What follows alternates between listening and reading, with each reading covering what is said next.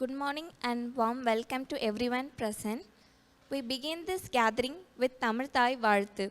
May I request everyone to kindly rise.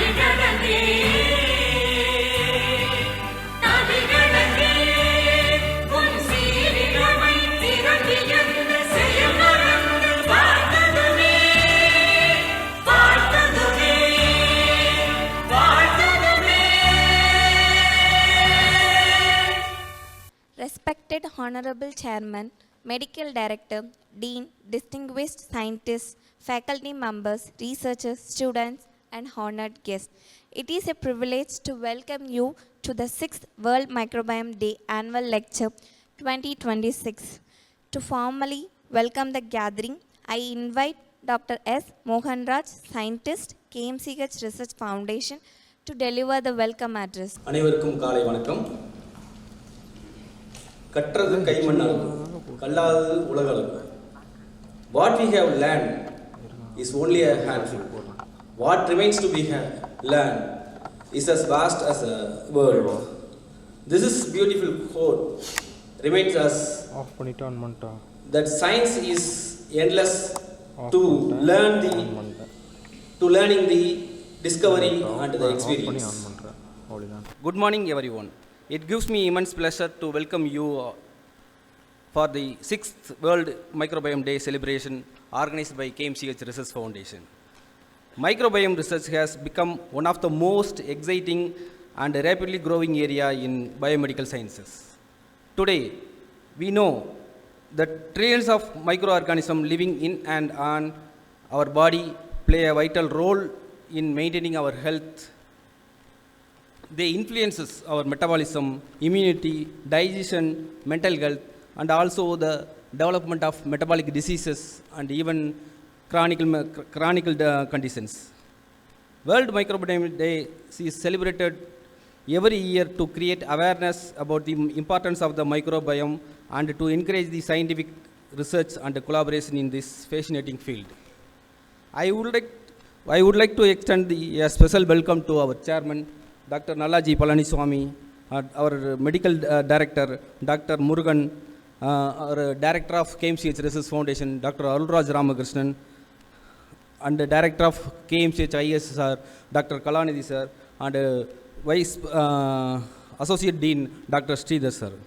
We are truly honored to have an eminent professor with us today, Dr. Shilpi Sharma, IIT from Delhi. Dr. Sharma has made significant contribution to microbiome research, and we are privileged to have the opportunity to learn her experience and expertise. On behalf of everyone at the KMCH Research Foundation, I extend to warm welcome you, madam.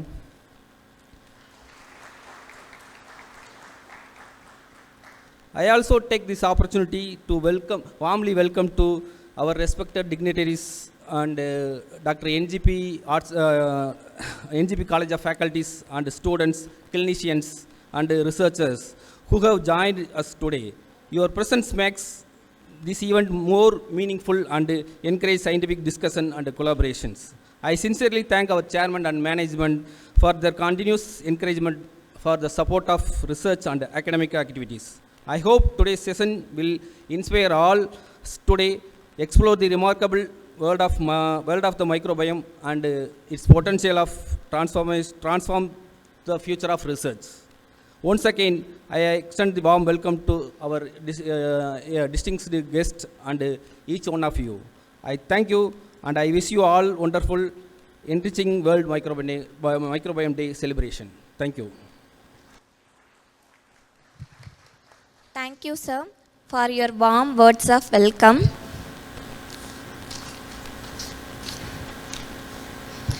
The liver is the body's great chemist and the hepatologist is the greatest advocate. To present the activities and achievements of KMCH Research Foundation, I invite Dr. Arulraj Ramakrishnan, President of KMCH Research Foundation and consultant hepatologist, whose contributions to healthcare and research continue to inspire excellence and innovation. Thank you. அனைவருக்கும் வணக்கம். So இந்த research foundation பற்றி பேசணும் அப்படின்னா வந்துட்டு ரொம்ப சிம்பிளாக ஒரே வார்த்தையில் முடிச்சிடலாம். நல்லாம்பட்டியில் ஆரம்பித்து அனைவரும் நலம் பெற அப்படிங்கிறது தான் இதோடைய concept. So what we all realise, ஒரு மேற்கத்திய நாடுகளில் ட்ரெயின் ஆகும்போது, வெஸ்டர்ன் வேர்ல்டில் இருக்கும்போது, what we all thought that was it is their activity, every research activity was trying to see, sitting in an ivory tower, அதாவது ஒரு கண்ணாடி மாளிகையில் உட்காந்துட்டு நாம் வந்துட்டு ஒரு சட்டம் போட்டு மக்களுக்கு நல்லது பண்ணோம் அப்படிங்கிறத வந்து இருக்க முடியாது. தரையில் இறங்கி வேலை செஞ்சோன்னா தான் வந்து மக்களுக்கு என்ன பிரச்சனை இருக்குது அப்படின்னு. ஸோ சேம் திங் இந்த KMCH ஹாஸ்பிட்டல் அப்படிங்கிறது நோய் வந்ததுக்கப்புறம் அவங்களுக்கு வந்து ஒரு நல்ல ஒரு குவாலிட்டி, ஹை குவாலிட்டி கேர் அப்படிங்கிறத எஸ்டாப்ளிஷ் பண்ணோம் அப்படிங்கிறதுக்காக KMCH ஆரம்பிக்கப்பட்டது. இந்த KMCH ரிசர்ச் ஃபவுண்டேஷன் வந்து வருமுன் காப்போம் திட்டம் தான். நோய் வர்றதுக்கு முன்னாடியே மக்களுக்கு எப்படி என்ன ஏது அப்படிங்கிறது. So that's what we wanted to, we started a journey. 2014 we started a journey. So அந்த ஜேர்னி ஆரம்பிக்கும் போது வந்து simple thing, we wanted to have a sort of an idea about what are the diseases in our part of India, and after that how could we change it. So we've been doing 10 years study. So அந்த 10 yearsல நாங்கள் பார்த்தது என்ன அப்படின்னா வந்து மக்களுக்கு இந்த மாற்றங்கள் வர்றதுக்கு பல காரணங்கள் இருக்குது. அதை புரிஞ்சுக்கிட்டு ஒவ்வொன்றும் we started implementing in our labs and see that whether we could get an answer. So let's say for example, நாங்கள் மண்ணில் பார்த்தது வந்துட்டு நம்ம யூஸ் பண்ணக்கூடிய ரசாயனம் ஃபெர்டிலைசர்னால மண் மாற்றம் வருது.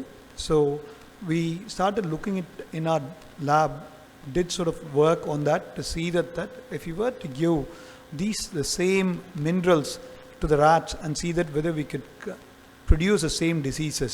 So simple உதாரணம், கிராமத்தில் இருக்கவங்கள உழைப்பாளி, அவங்களுக்கெல்லாம் சக்கரை வரக்கூடாது அப்படிங்கிறது தான் எல்லாத்துடைய எண்ணமும் கூட. But what we found was it is even the farmers have got high risk of diabetes. So the reason for that, what we found was it was probably the fertilizers that what we're using, and as well as the pesticides and insecticides what we're using. So we did the same experiment in our lab. We gave the fertilizers and the insecticides to the mice, and we found that the mice which weren't given fertilizers or pesticides didn't develop diabetes. On the other hand, the mice which were given pesticides and fertilizers did develop diabetes. So bingo, we got an answer. மக்களுக்கு பிரச்சனை இருக்கிறதுக்கு காரணம் என்ன? So we wrote a grant to the government to say that this is what is happening, and we're in the process of being distributed the grant, the concept being One Health. And the One Health அப்படிங்கிறது வந்து நம்ம மனிதகுலம் மட்டும் இல்லாமல் நம்ம மண், நம்மளுடைய உயிர் நண்பர்களாகிய ஆடு, மாடு, பன்றி, கோழி எல்லாத்துக்கும். So that One Health involves everyone. So that grant is being distributed as we speak. So we're trying to see that நம்ம லேபில் பார்த்ததை மக்களுக்கு ஒரு நன்மையாக மண் வளத்தை முன்னேற்றம் கொண்டு வருது, நீர் வளத்தை முன்னேற்றம் கொண்டு வருது, அதனால் நோயை தடுக்க முடியுமா. So that's the journey. What started as defining the diseases has gone down to see that how we can change so that people don't get the disease at all. So அதனால் அனைவரும் நலம் பெற அப்படின்னு ஆரம்பித்தது நோய் வருமுன் காப்போமா இன்றைக்கி வந்துருச்சு. So that's how the journey of KMCH Research Foundation over the last 12 years have been. I'm not going to blow our trumpet about the number of publications, what we've done and all those things, but the most important thing what we would define as a journey would be the contribution to health for this nation. We probably would be coming out with a document in this year, which would be our more than 10 years of our celebration of KMCH Research Foundation, to say that how much we contributed to the health of the nation, and also the stakeholders can take some information from it to make some changes. So thank you everyone, and we hope that our organization has been enriched by several speakers, and of that the fifth speaker, we've been really humbled by acceptance of the invitation by all the speakers from worldwide. So we've had many distinguished speakers, and today we've got another distinguished speaker who's going to tell you about microbiomes in soil, which is where our research has been. I hope you all have a great day. Thank you very much. Thank you, sir. Visionary leadership and enduring dedication to healthcare, education, and social well-being form the cornerstone of every great institution. With immense respect and privilege, I invite our Honorable Chairman, Dr. G. Nalla Palaniswamy, a distinguished leader whose commitment to excellence has elevated our institution to greater heights, to deliver the presidential address.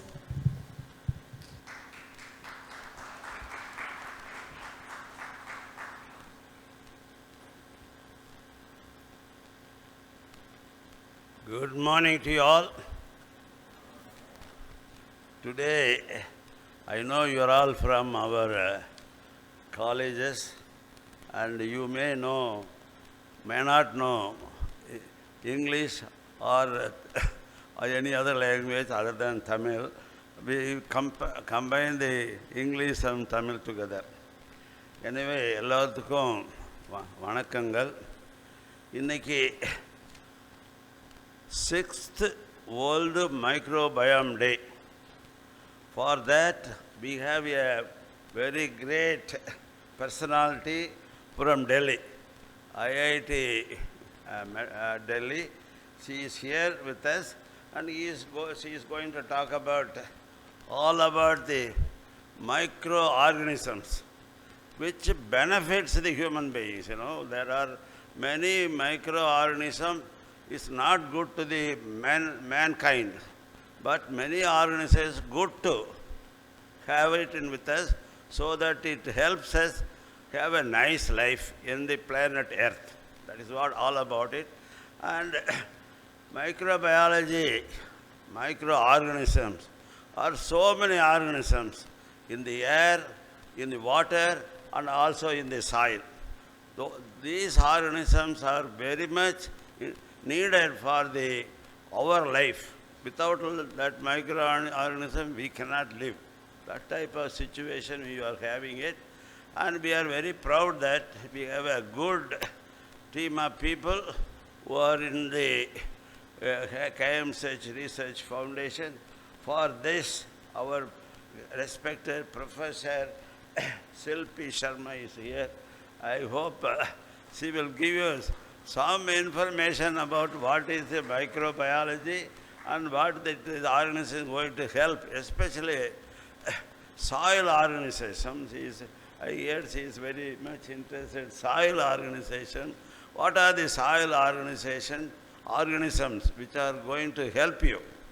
And you know, human being, we have from the air, from mouth to the end of the body, you are all having so many bacteria. Those bacteria are very helpful, and we have a great professor with us, Dr. Chokkavelu from West Virginia University, and he is going to also talk about something about the microbiology. And you will have some information about the microbiology and how this microbiology or microorganisms are help to you. And so many, I don't know whether she is going to talk about the other than bacilli, or there are so many microorganisms. There are so many microorganisms from the virus, from the fungus, and also from other minute organisms you may not know. Those are the organisms are in the planet Earth. This weather, the temperature and water and oxygen gives these organisms to grow and live. That we are very, very proud that we have a very big, knowledgeable people who can give you some information. the students, especially I like to inform you, you have to have eager to learn about what is happening in the earth and how these organisms are helping us. This is a curiosity. That curiosity only developed so many vaccines all over the world. These organisms are very important for the life. Dr. Chokavelli is going to introduce, one of the person going to introduce the HIV vaccines from United States, and that type of senior person here with us. And I am very proud that our KMCH Research Foundation, these people may not know what is a KMCH Research Foundation. This basic of KMCH Research Foundation is, especially students I am telling you, there are infectious diseases for attacking the human beings. There are non-infectious diseases we have in India, everywhere in the world. Especially, we did not have the proper guidance or information, the statistic of how many non-infectious diseases are available, prevalence in India. The KMCH Research Foundation took that challenge. What is the prevalence of the non-infectious diseases? We are all talking about infectious diseases, and we are talking about KMCH Research Foundation, mainly established for to see what is happening in our place, whether infectious or non-infectious. We are very much interested. They are doing good job, especially waterborne infection, how that waterborne infection is helping the agriculture. Especially there are so many irrigation places, the lakes, rivers, and all canals. There are so many things, there are so many sources of the water pollutions, and we may get some information about if you study about the waterborne infection. Our KMCH Research Foundation involved in that also. We are very proud that they are very much eager to learn about what is happening. Long time ago, there is a study in America, what is happening in these places, that is called Massachusetts, and in the state of Massachusetts, there is a study called a Framingham study. You all go and see your Google or whatever you have on your cell phone, what is the Framingham study is. On the Framingham study basis, we have the research foundation. We are all doing, they are doing Dr. Mohan Raj, Dr. Arul Raj, all are doing good job. We also, why we are all here is, you should also some enthusiasm and interest about what is all about the research is, what is we can do all about is, you can involve with the research areas also.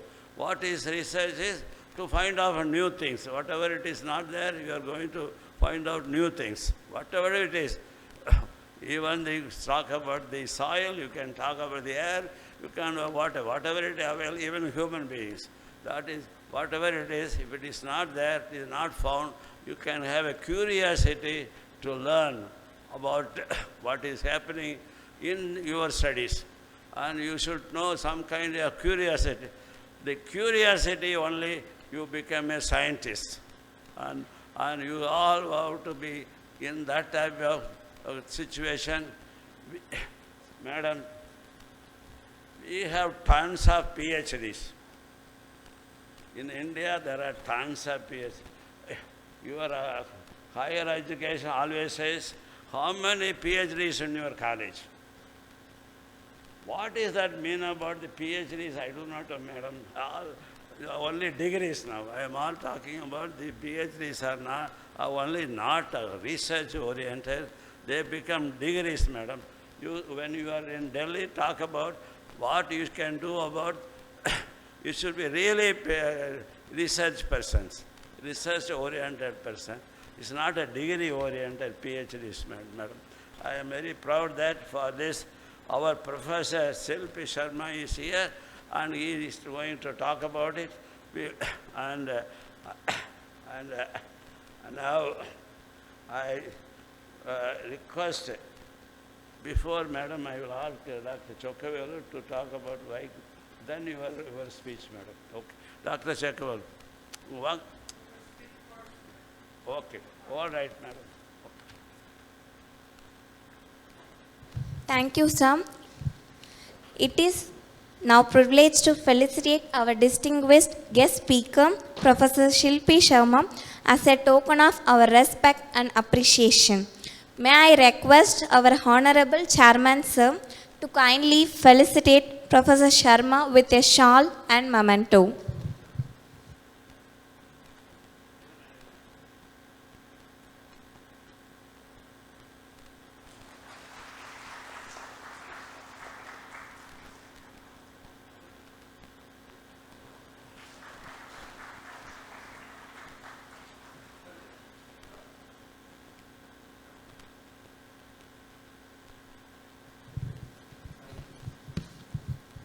I request Dr. G. Velmurugan, scientist, KMCH Research Foundation, to give a presentation about outreach and community engagement of KMCH Research Foundation.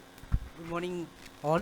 So, before going into the lecture, I just want to give a very short talk on what we are doing beyond science. Okay, so hope Dr. Arul Raj and Chairman Sir has detailedly explained on our activities. So these are our major course and vision focus. So our science doesn't end just in the laboratory, and it is not fulfilled with the publications alone.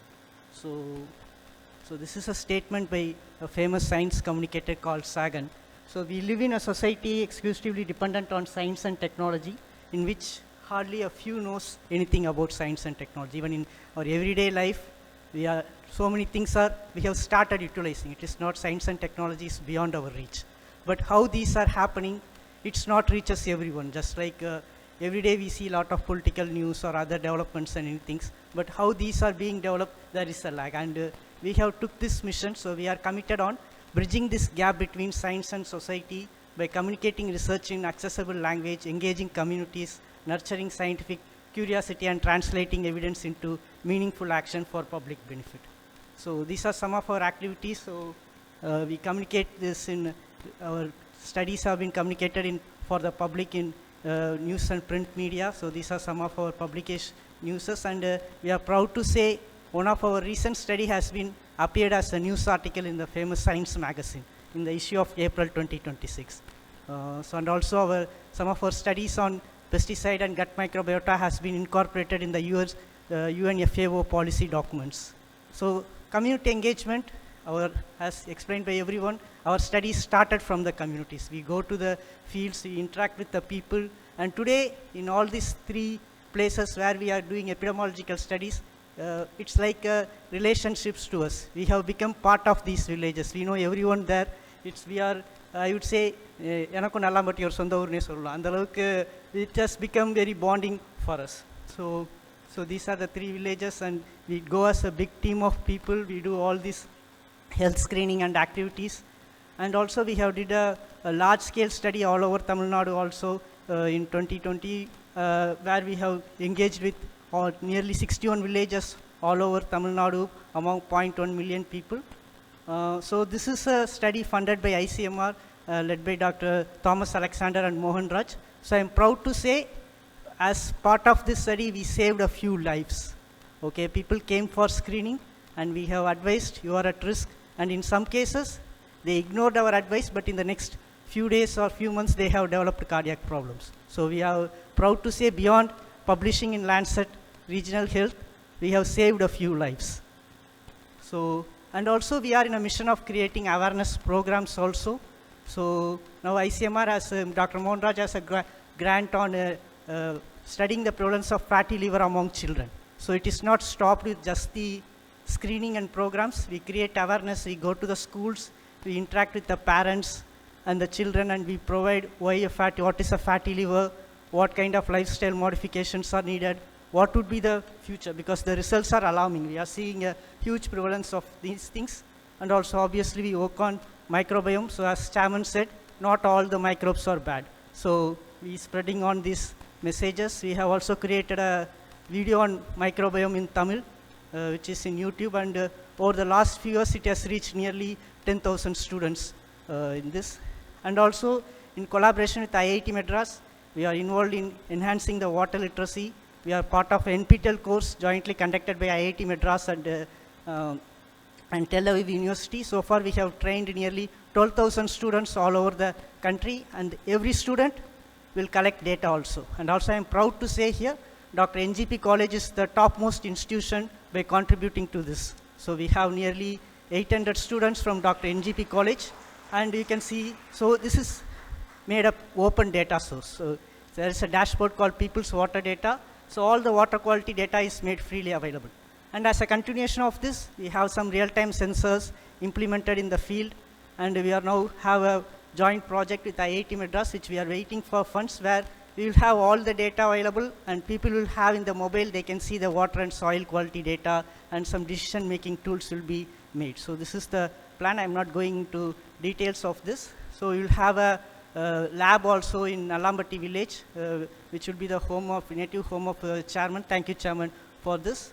So, and also we involved in capacity building. So Professor Supavan Tantayan, who is the president of Federation of Asian Chemical Societies, has visited, and we have conducted a small-scale workshop for the school teachers to enhance the learning among teachers and the school students. So these are some of the images. And also we are interested in creative communication. Last year we conducted this workshop on SciComm tunes, so creating, so these are some of the cartoons made on about microbiota by the participants of that workshop. So I will skip these things. So and also as a reward for all this, recently we got awarded an outreach grant from India Bioscience, where the theme is we have to communicate about One Health for the school children through science comics. So thanks to Dr. Kannan and Sabarish, who are the creators of these cartoons, where we have two characters, Tina and Luna. So Tina is a small girl, and Luna is a hypothetical flying squirrel. So where in the comics, every time Tina will ask about something and Luna will give scientific explanation. And so for example, this is about saprophytes. So we have started doing this activity, and a few series have been done, and all together this will turn out into a book. And so we will continue to translate, communicate, and disseminate science in ways that inspire society, empower communities, inform policy, and improve lives. And thank you one and all. Thank you. Thank you, Sam, for highlighting the remarkable initiatives and contribution of KMCH Research Foundation. Now, I call upon Dr. Sabarishwari, National Postdoctoral Fellow, to introduce today's chief guest, Professor Shilpi Sharma. Good morning, everyone. Let me start with a quote on this beautiful occasions. A woman in science does more than require knowledge. She inspires generation to believe that curiosity has no boundaries. It's my great privilege and honor to introduce our first women speaker for today World Microbiome Day annual lecture by Professor Dr. Shilpi Sharma. And Professor Sharma is currently the Associate Dean of Academics and Outreach New Initiatives and the batch of 1980 Chair Professor in the Department of Biochemical Engineering and Biotechnology at Indian Institute of Technology, Delhi. And she has been associated with Delhi from 2088, progressing from assistant professor to professor through her outstanding contribution to research, teaching, and academic leadership.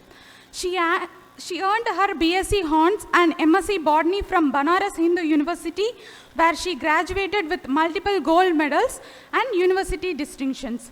She completed her PhD from Ludwig Maximilian University, Munich, Germany, under the guidance of Anton Hartmann, and subsequently she worked as a postdoctoral research scientist at GSF National Research Center for Environmental and Health in Munich, Germany.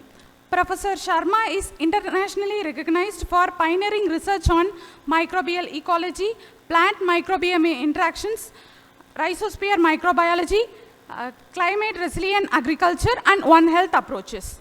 Her research focuses on harnessing beneficial microorganisms and soil microbiome to improve agricultural sustainability, crop productivity, and environmental health.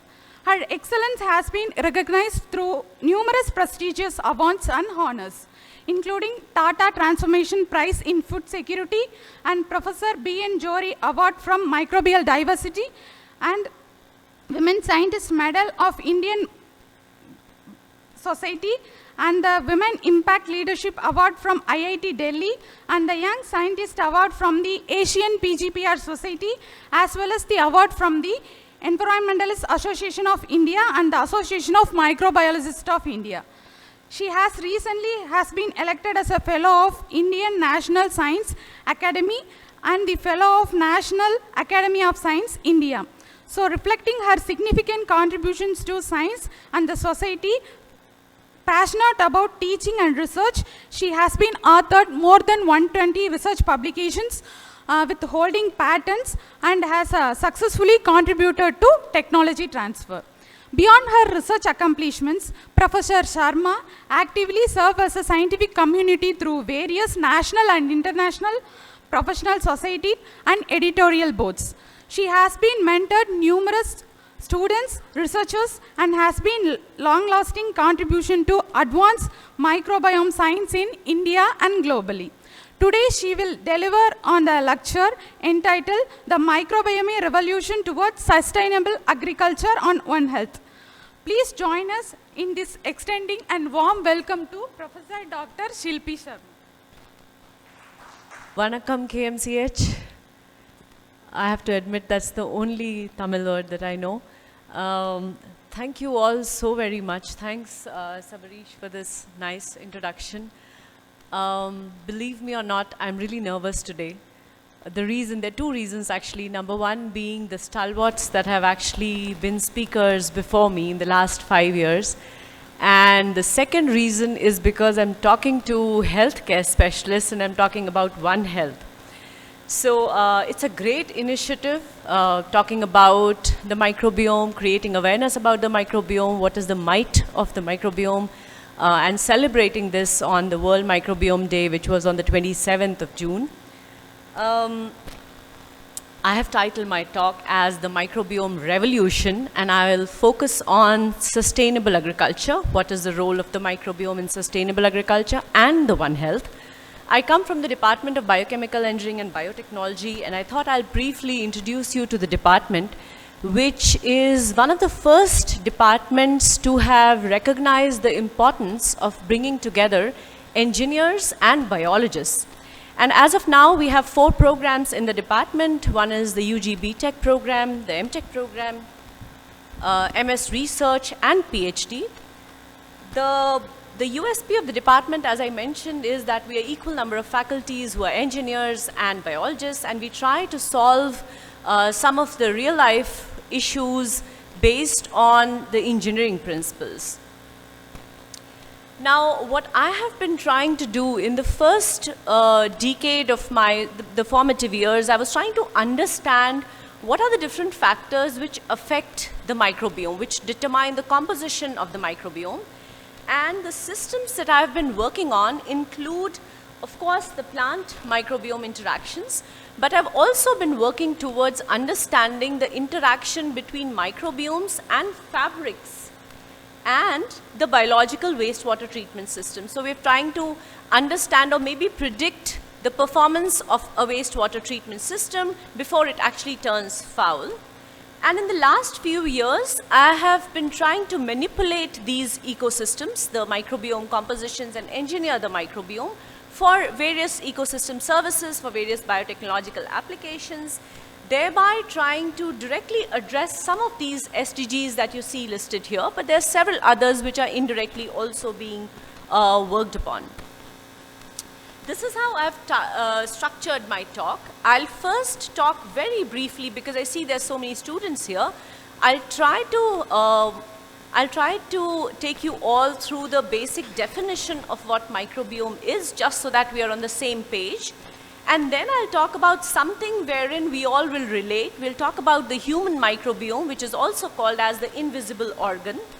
I will then move to the plant microbiome. I'll try to show to you how there's a perfect analogy between the human microbiome and the plant microbiome. And finally, I'll talk about how the microbiome actually serves as a unifying factor amongst all different ecosystems. And in all these stories, I'll mention a bit of what I have been doing into research. I'll not boggle you with a lot of numbers. Okay, so what is the microbiome? There have been several definitions, and the definitions have been evolving, but simply put, microbiome is microbiota plus the theater of activity. When I say microbiota, I'm talking about the living component, the bacteria, the archaea, the fungi, protists, and so many other microorganisms. But then when I say the term microbiome, I'm actually also encompassing a theater of activity. Here it means the structural elements, all the elements which are released, several metabolites, and the environmental conditions. So that is how a microbiome is defined. And a great friend of mine, Gabriela Berg, and this paper, I would strongly recommend you to go through this paper if you want to see how this term has evolved. Simply put, the microbiome is the orchestra. And when I say that, the microbiota can be compared to all the musicians in an orchestra. Okay? They are the ones playing the music or would play the music. And so that's a taxonomical gradation. That is who is present in what numbers. That is more taxonomical, right? When you talk about metagenome, a word that is very commonly used, you're talking about all the music that the musicians can play. That is the potential that they have. But when I talk of microbiome, I'm talking about the actual orchestra that is being played, which is actually influenced by several factors, including the response of the audience. So this is a beautiful analogy that I found on the net, and I thought I'll present to you. After having told you about what the microbiome is in the current concept, let me talk about the human microbiome, which, as I said, is also the invisible organ. Till some years back, it was believed that the bacterial cells or the microbial cells greatly outnumber the human cells. Now we know that we are equally, if not more, microbes than human. So you will see that the number of human cells and the number of microbial cells on our body, within our body, and on our body are almost equal. In fact, this has led to us rethinking about the definition of what an individual or an organism is. We are really, typically a biologist would some years back say that a host is mostly the individual, the human, right? But now we're thinking about how the self is blurred with the non-self, because several microorganisms are closely associated with the humans and in fact impact the regular metabolism, help train the immune cells, and perform several actions in an indispensable manner. We are never alone.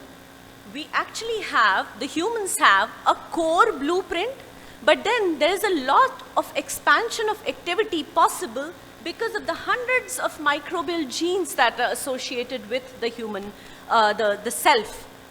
And in fact, the humans and the microbiomes have been co-evolving. So basically, the microorganisms have been training the immune system to identify between what is beneficial and what is harmful. So much so that this co-evolution and the co-evolution has actually changed with the lifestyle. You will see that earlier what was a foraging diet had changed into more domestication and agriculture coming into picture. You will see that there was a change in the microbiome as well, right? And now we have a more industrial diet, which is processed foods and lower fiber, thereby leading to what is called as the old friends hypothesis. Now I mentioned that with co-evolution, the microbiome was actually training the immune system to identify between the beneficial and the harmful. Now with the sanitized, more sanitized environment, such kind of a training does not take place, and so there has been dysregulated immunity, increased allergy and inflammation reports. There is a perfect stratification. There is microbiome zoning in our body, and this is both macro zoning and micro zoning. So you have different kinds of microorganisms occupying different parts of our body, but even within the tissues you will find a zoning. And the maximum diversity and the total counts are found in the gut, with some of the areas like the stomach and the duodenum having more acid tolerant microorganisms. They are more aerated, while the distal colon, which has less aeration, has a lot of nutrient rich substrates, harbors the maximum number of microorganisms. And these of course have roles to play in producing vitamins, increasing immunity, and several other functions. You've heard about the gut-brain axis. We now have increased publications to talk about the microbiome actually modulating the gut-brain axis. In fact, there are papers talking about how the microbiome can actually impact the neurophysiology as well, the behavior as well. Now, how do we acquire the microbiome? This is a paper that I found, a recent paper in 2023 that came up, wherein they were comparing the fraction and how we would acquire microorganisms. And it's been seen that in the early life, it is majorly the mother's transmission through the mother that happens, while in the later part of the life, it is the other factors, including your environment, that plays a role in the microorganisms that we acquire. So they were comparing actually twins and several sets of individuals, and they found these are the fractions that they found in terms of transmission of microbiome that was happening. The unique you, it's not just the fingerprint. In fact, microorganisms and the microbiome have been considered to be the biological barcodes. What I'm showing you here are 4 individuals with different lifestyles and the different environments that they're exposed to, and you will see that this kind of uniqueness is not just at the level of species, it goes down to the level of strains. That's how different you all are.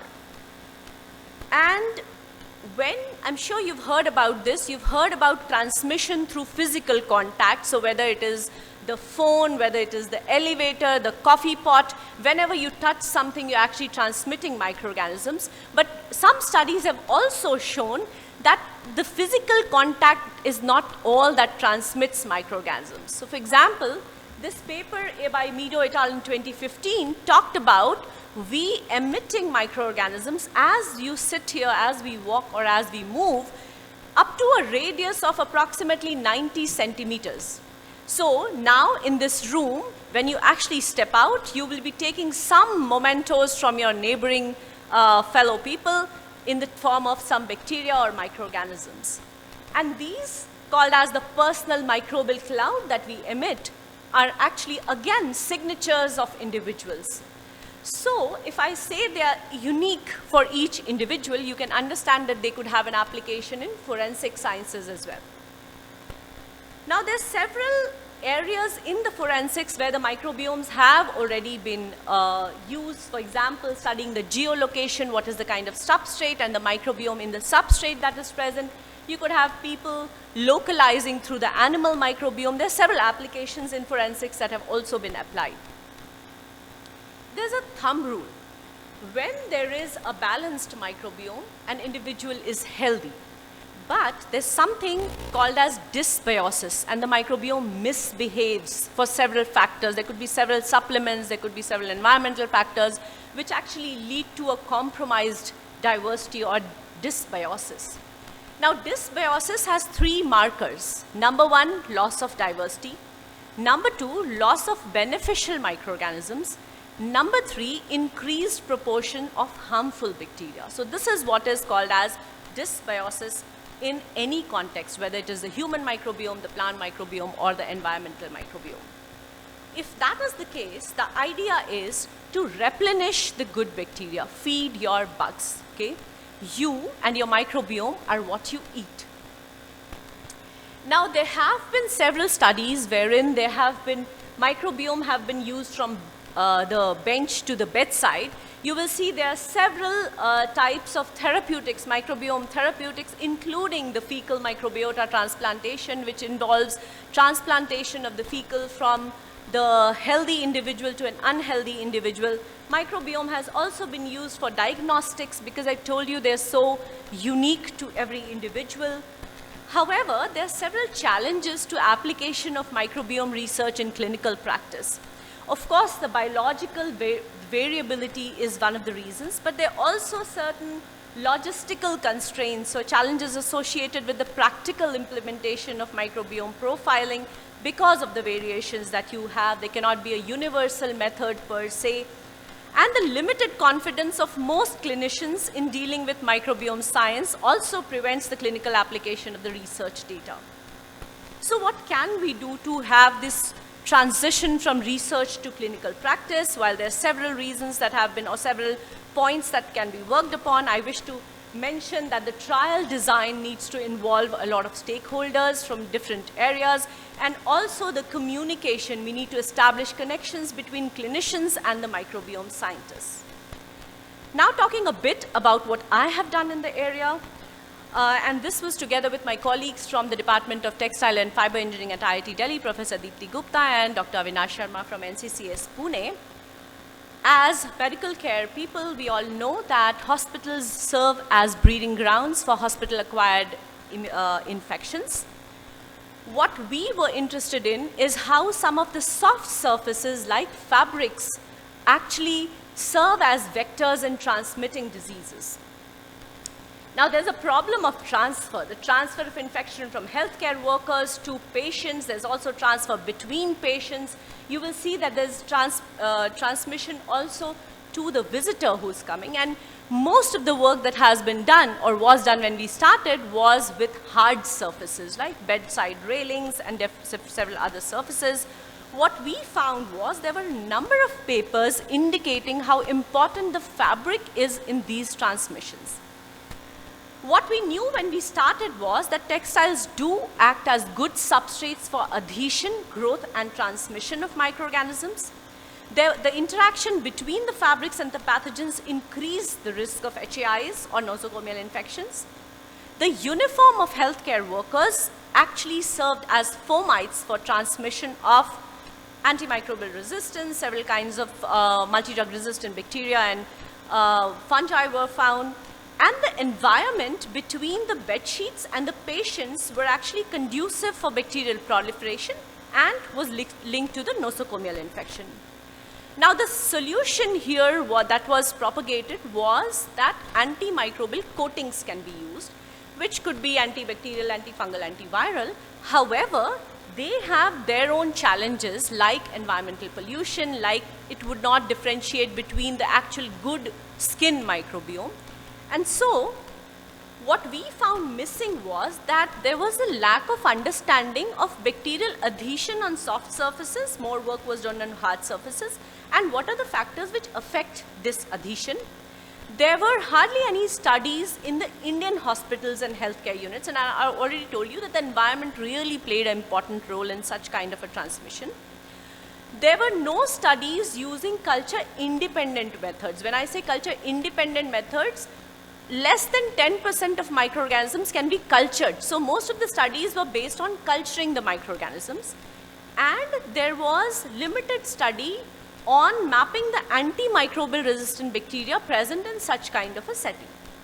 So what we did was, we tried to understand the impact of the fabric type and bacterial surface properties on bacterial adhesion. After having studied adhesion, we went on to transmission. We tried to understand what are the different factors which lead to transmission of the microbes, especially the pathogens. And finally, after performing all these conditions under in vitro labs environment, we went to the real life scenario. We characterized the bacterial community dynamics on fabrics along a time course as a response to seasonal variation. And we also mapped the antibiotic resistance profile on these fabrics. Now, like I said, I'm not going to boggle you with data. I'm just trying to tell you how we summarize this. we found that the adhesion was actually, adhesion of the microorganisms was favored by the nano roughness of the fibers. It was also affected by the surface hydrophobicity of the bacteria. The type of bacteria was also impacting it. When we looked at transmission, we saw that moisture between the donor and recipient was actually favoring the transmission. And dynamic friction, we were comparing static friction and dynamic friction. When dynamic friction was applied, it was more encouraging transmission of microorganisms. When we went on site and performed our studies in a primary healthcare unit, we were comparing different fabric types. So we were actually comparing nurses' lab coats, we compared pillows, bed sheets and curtains and the kind of fabrics that are used there. And in fact, what we did was we performed some patch experiments like this. So we would actually have different kinds of fabrics stitched onto the lab coats and then sample them after different shifts. And in this case, like I said, we studied the microbiome dynamics on fabrics and healthcare unit. We tried to see how the shifts were impacting the microbiome load. We also studied how antimicrobial resistance was actually impacted by seasonal variation. We saw what all microbial genera are actually present on these fabrics and tried to also identify which are the potential pathogens on these fabrics. Now, what are we currently working on in this area? We're trying to see how biofilm formation on the fabrics and how this can be disrupted. We're trying to see how different bodily fluids affect the fabric microbiome and how different appendages of the microorganisms affect the adhesion. Okay, after having told you something about the human microbiome which you could directly relate to, let me now move to the plant microbiome, which we believe are the drivers for the next green revolution. Students, there's a perfect analogy between all what I told you about the human microbiome and the plant microbiome, especially the plant roots and the rhizosphere, the zone surrounding the roots, which is completely analogous to the gut. How is it analogous? Both the systems are open systems with large surface area encouraging the colonization of microorganisms. They are characterized by a gradient of oxygen, water, different nutrient fluxes, and they are shaped according to the host genotype and the age. And both these systems, you have these microbiomes impacting the health as well as the development and growth, whether it is of the humans or it is of the plants. The perfect analogy that I'm mentioning is also, like I said, in terms of these gradations and how they impact the bacterial diversity. So if you compare these two systems, you will find a perfect analogy there. In fact, it is actually an inside-out system. So you will see when you move from the lumen to the epithelium, you have the highest microbial diversity inside compared to the outside to the epithelium, while in the case of the rhizosphere, the maximum diversity actually lies in the soil, which serves as a bank for the plant to recruit its microorganisms. So as you move inside, the microbial diversity is actually declining. What you see here, the black bars, are the different factors which affect the microbial communities. For example, the diet, the host genotype, the host immune system, and you have these factors also impacting the diversity in the plants. So like I said, it's inside out. What is most diverse and higher in number inside the lumen is actually outside the roots here. The factors which affect the microbiome, just like they did in the gut, also are impacting the rhizosphere, right? So whether it is the nutrient availability, whether they are abiotic factors like temperature, pH, the kind of soil that you have, different amendments. We were talking about pesticides and fertilizers and how that impacts the health of the organism. All these are impacting the microbiome. Now what happens is, the plant, it secretes different exudates, which makes this zone very rich, the zone near the roots very rich for microorganisms to colonize them, right? So the plant is actually dictating or recruiting its own microorganisms, the ones which are beneficial for them. And the microbiome, in turn, affects the growth of the plant in a positive manner. Now there is zoning. Just like I talked about macro zoning and micro zoning, even in the plants you will have different kinds of microorganisms establishing or colonizing different parts of the plants.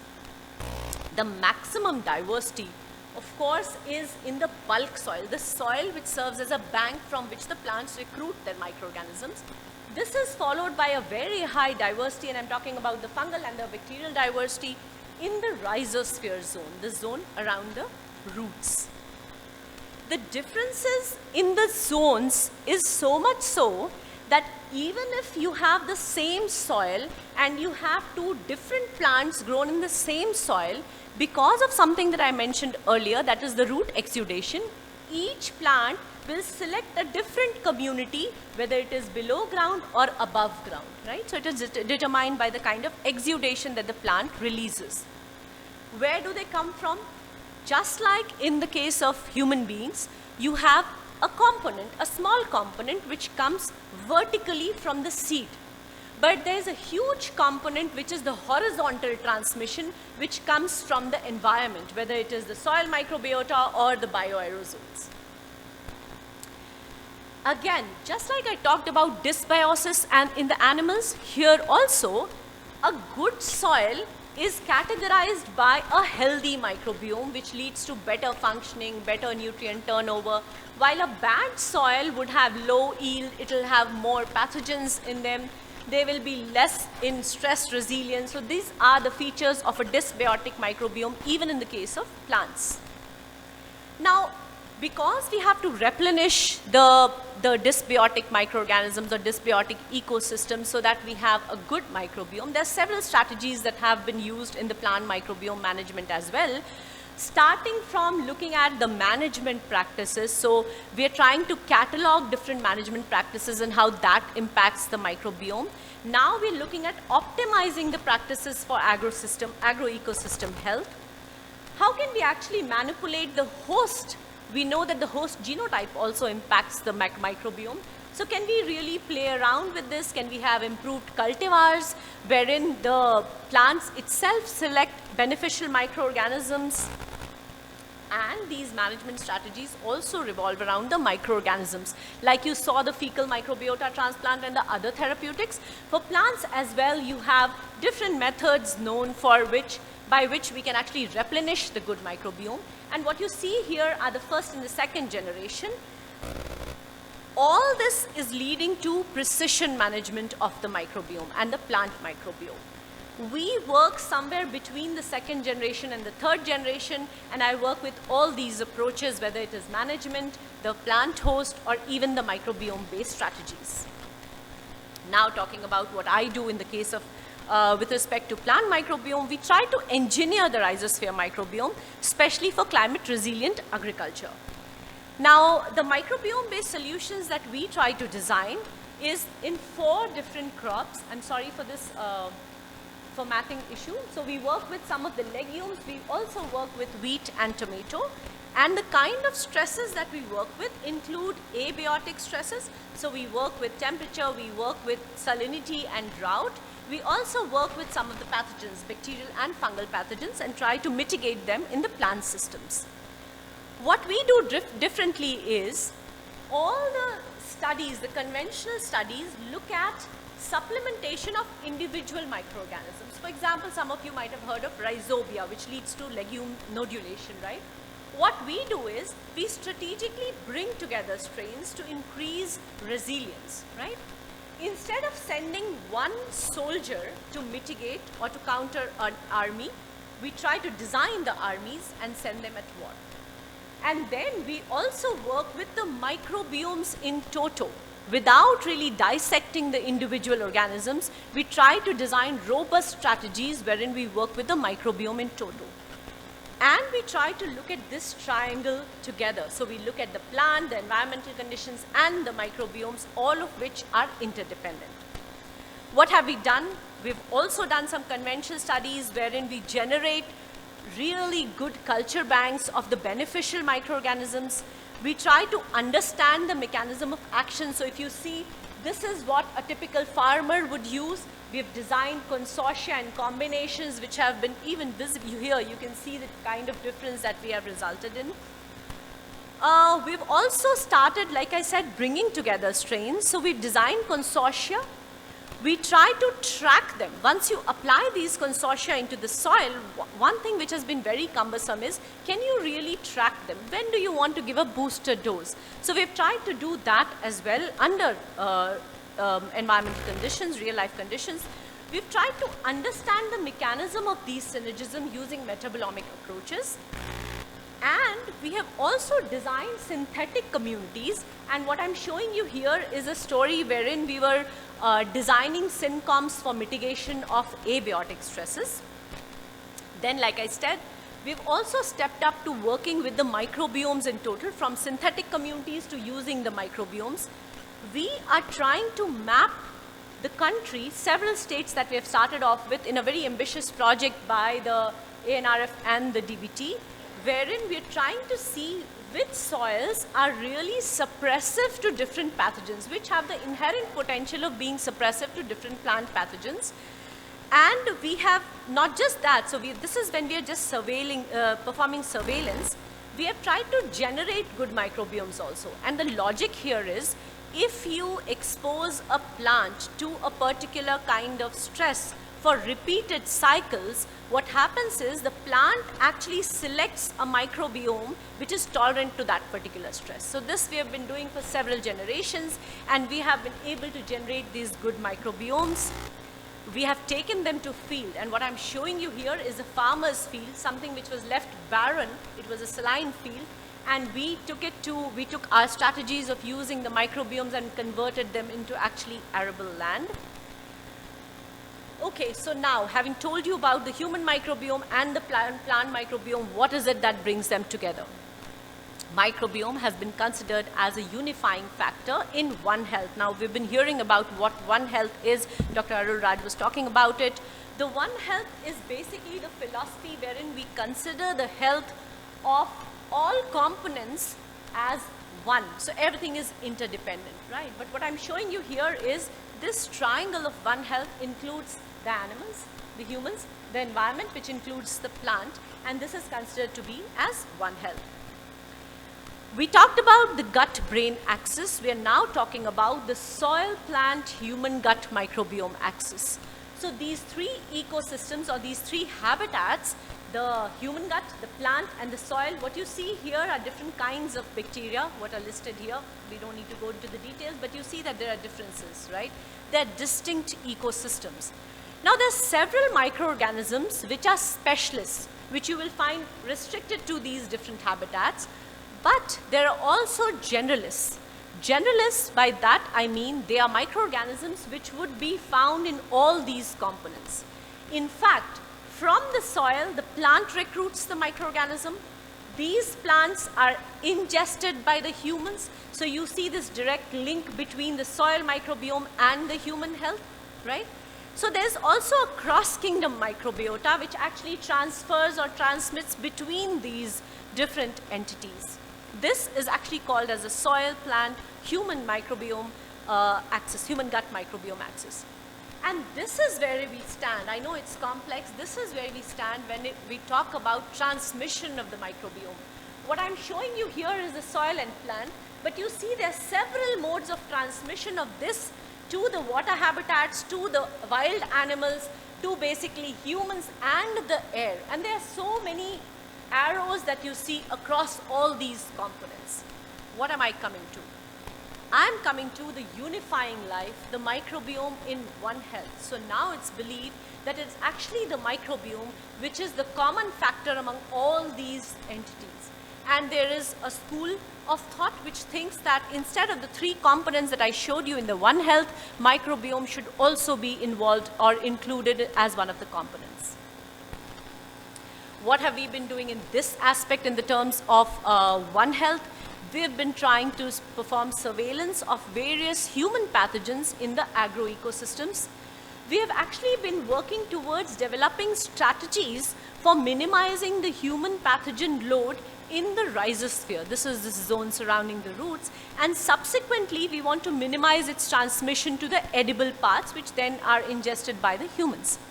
We are also working towards transmission of first performing surveillance and then performing mitigation of transmission of antimicrobial resistance through organic amendments in agriculture, which is being encouraged a lot. I hope I have been able to convince to you that microbiomes are a game changer for not just sustainable agriculture, but also for One Health. And these are the different SDGs that I mentioned can be directly linked to management of the microbiome, whether it is for nutrient balance or food security, for environmental sustainability, or even for food safety. And with that, I would like to start with the list of people I have to thank. I'll not name them, but these are just some of the collaborators that I've been working with in the country and also internationally. But I'm just the person doing the talking. There is actually a group of really enthusiastic PhD scholars and postdocs working with me. This is the current picture. This changes every 6 months, so there's a dynamics there as well. And I would like to end by saying that doctors save lives, soil scientists save the soil that sustains them. And with that, I would like to thank you all for listening. I would like to thank the administration for bringing me here. Thanks a lot. Thank you, ma'am, for an inspiring lecture. Your insight into microbiome on healthcare and sustainable agriculture provided us with a deeper appreciation of how microbial communities can influence and contribute to healthier and more sustainable future. So, any queries from the audience?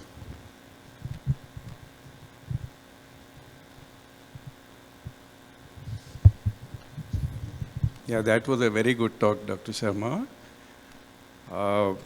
You touched upon several aspects that forms one common ecology that takes us back to even the Indian philosophy, which says that all living and unliving and non-living organisms are the same. They come from the same 5 elements. That is on one side, but the question I have is that there's a group of soil scientists working on the mycelia, the mulch mycelia, which spreads miles, maybe hundreds of miles. There's a study in Miami, Florida, where they are studying this. It is believed that this is the factor that brings the water and the other elements together. That is one point. Is there any erosion of that? Or as one of the popular figures of Coimbatore has been working on in the Isha Foundation, he says that the topsoil that has gotten altered, and therefore all problems for humanity. Yeah, so very well pointed. I mean, so by mycelia, I believe you're talking about the AMF, the arbuscular mycorrhiza, yes. Their importance has been well studied. I mean, it's well documented that they have a major role to play. And when I talk about microbiome, I include them as well. Regarding the topsoil, yes, it is true. It is the topsoil is believed to be the richest in microbial diversity. And because of several reasons, in fact, it's a catch-22 situation. Because of the soil being degraded, farmers apply more fertilizers, and because they apply more fertilizers, it is degrading all the more. So yes, this is true, and this is one of the scientific explanations that I'm trying to give here, trying to also supplement or replenish this topsoil by the microbiome strategies that we are talking of.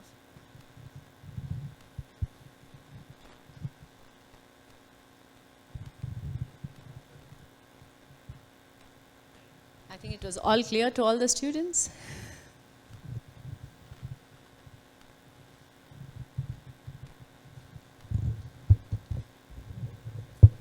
It is a very important topic about the microorganisms, how works. You have rightly compared the roots of the plants to the roots of the human being, roots of the human being. That gut is a human being's basic root for the nutrients of the body, Without the gut, you cannot live. Comparing the roots of the plants and the roots of the man. That is, the roots is for human being, the gut is the root, you know, that is, you have rightly pointed out. But the importance of saving the topsoil with so many materials and also with so many fertilizers of various kinds, you may be sterilizing the topsoil without much organisms, madam. How you are going to save that soil from this type of chemicals from your side, madam? Your side means human side. So thank you for pointing that out. In fact, one of the reasons why we have loss of diversity, one of the major factors, and I'll be very blunt here, is agriculture. Domestication of microorganisms. If you see wild plants versus the cultivated plants, there's an immense loss in diversity. So what now people are doing is more integrated. They're trying to see how they can use minimum quantity of chemicals together with supplementation of these more eco-friendly means, like the microorganisms, like the communities. That is very much being followed. And of course, like I said, it is not just the soil management through the microorganisms. We are also looking at designing plants and developing cultivars and plants which can recruit the good microorganisms from the bank. So there are several strategies in place, including the farming practices that are being played with. The worst thing that we are all seeing is, madam, they are using some kind of chemicals to kill the plants, you know, to kill the plants. They are also using so many chemicals, I don't know. Even my place, they will spray or something so that there will not be any weeds, you know, there will not be any weeds. That type of chemical they are all using. We are worried about the soil microorganisms, madam. I hope everybody now is bothered about it once I've shown you the connection between the soil microbiome and the human microbiome, and that awareness is important. Thank you, madam. It's a wonderful talk, and I think the Tamil saying goes that katrathu kaiman alavu, which means that what you know is a handful of soil. You educated us more than a handful of soil to understand about it. So I've got two questions. One is that all of us come from an agriculture background. So in old age, we've all seen that there used to be the cattle in the field, and all the excreta from the cattle used to be there to enrich the soil, and we would plant the crops the next season. And the other thing what we saw is that is while you're doing rice harvest or sugarcane harvest, after the one or two thing, what we do is we'll plant a leguminous plant so it will enrich the soil. Does that hold true even in this modern science? That's the first one. The second one is that is antimicrobial resistance, which our microbiologists here see that often. I think we ran out of antibiotics. Is there any answers from the soil for this antimicrobial resistance? Okay, so the first question first. Yes, these organic, these farming practices do help growing them, whether it is crop rotation or intercropping. They do help in actually replenishing or increasing the microbial load that is there, and that serves as a good bank for the next crop that is then planted. In terms of antimicrobial resistance, I have to tell you that less than 10% of microorganisms have been cultivated till now. So we are still to bioprospect the 90% or more which is there in the soil or in general, I mean in the environment. So what people are doing now, and that is called as culturomics, is trying to enhance this number of 10% so that we can get to the newer ones and try to see if there are solutions not just for antimicrobial resistance but for various other biotechnological applications as well. So we have just scratched the surface, I think. Very nice, Dr. Professor Shilpi Sharma. Thank you very much. Thank you very much. I now request Dr. Professor Chokkavelu from West Virginia. Dr. Sanjeev Chopra, who is brother of Deepak Chopra, you all know, is one of the pioneers in Harvard University who is working on microbiome. and he gives a talk about microbiome, and he is a proponent of it. From medical standpoint, I mean, I can sit here and talk another hour or another 2 hours. The Tamil Nadu, where Dr. Palaniswamy comes, he was trained in Stanley Medical College, and Stanley Medical College is doing a study on Punyasloke. Punyasloke is the good old days when people didn't have money, they didn't want to waste the rice, they put water in it, and the next day they eat the old rice. And this rice is a fermented rice. And they are showing study in the Stanley Medical College that this Punyasloke protects you with good microbiome, and thereby doing irritable bowel syndrome treatment and Crohn's disease remission and ulcerative colitis remission and exacerbations are reduced if you eat the Punyasloke. It is good that Tamil Nadu, I just read in the January, Googled it, and of course it said in January of this year, the new minister Subramaniam is promoting Punyasloke to people. That is very good. The second thing we can do, or the third thing we can do to improve the microbiome, is to eat plant-based food. The animal proteins are the detriment in the gut for the microbiome that are good. Plant-based food not only protects from heart attacks and protects from cholesterol, etc., the animal-based, they are also good for the microbiome. Third thing you can do is they have shown that the Mediterranean diet, again, kind of mostly plant-based diet, is cardioprotective, stroke protective, and vascular catastrophe protective. So these are, I mean, I can talk about this forever. And in the infectious disease field, we are pleading everybody to limit the antibiotic use to prevent the antibiotic resistance. And I used to tell people that people have vitamin deficiency, people have other deficiency, they don't have antibiotic deficiency, so you don't need to give them antibiotics. 9 out of 10 times they get better, and the IDSA is coming out with recommendation. We used to say 7 to 14 days for antibiotics. Now we are talking about 5 days or less, and 5 days and more for serious and less infection. So use less antibiotics, use shorter course of antibiotics. That is the take-home message. And the other thing I want to point out is that Clostridium difficile, which is a bacterial disease that is caused by use of antibiotics, is caused by the change of microbiome in the gut. And they have shown in people, particularly above 65, who get recurrent infections, by giving the fecal transplant, they can avoid the recurrent attacks. And they have also taken the bacteria, not only the fecal transplant, because you can also transmit other bacteria and the viruses.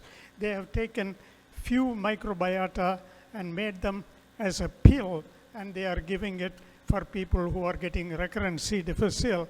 And we funnily say, if you take the poop pill, you get you get better. So I stop there. I can talk forever.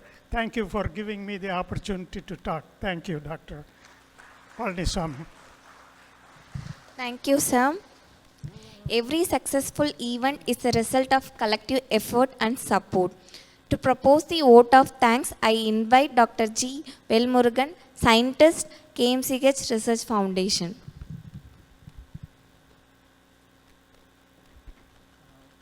Thank you all gathered here, and very big thanks, my first and foremost thanks to our chairman, Dr. Nallaji Palaniswamy, Executive Director, Dr. Arun and Palaniswamy, for providing this platform, because it's very rare you can find this platform to discuss about all aspects of microbiome in a hospital.